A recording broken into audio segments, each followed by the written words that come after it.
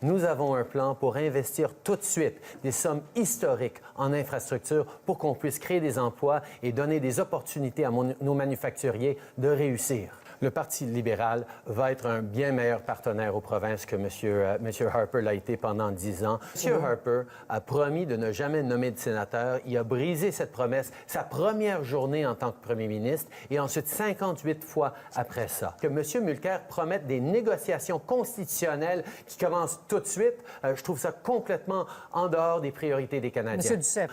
Les gens s'embourbent dans des discussions de constitution, de souveraineté, d'identité. À la place, on peut-tu parler de comment on va bâtir une économie plus forte? Nous avons besoin de restaurer la confiance dans un gouvernement qui sera arbitre et non cheerleader.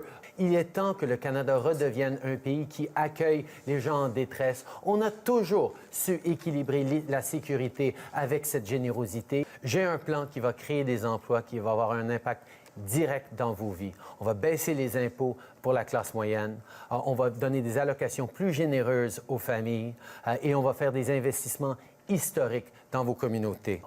Le moment pour investir, c'est maintenant.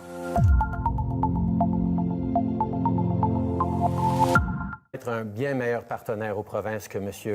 Harper l'a été pendant 10 ans. M. Harper a promis de ne jamais nommer de sénateur. Il a brisé cette promesse sa première journée en tant que premier ministre et ensuite 58 fois après ça. Que M. Mulcair promette des négociations constitutionnelles qui commencent tout de suite, je trouve ça complètement en dehors des priorités des Canadiens. M. Duceppe.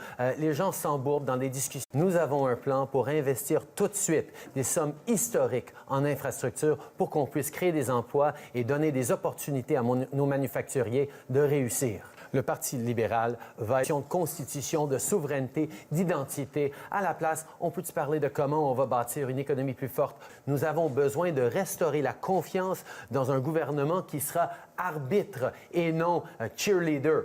Il est temps que le Canada redevienne un pays qui accueille les gens en détresse. On a toujours su équilibrer la sécurité avec cette générosité.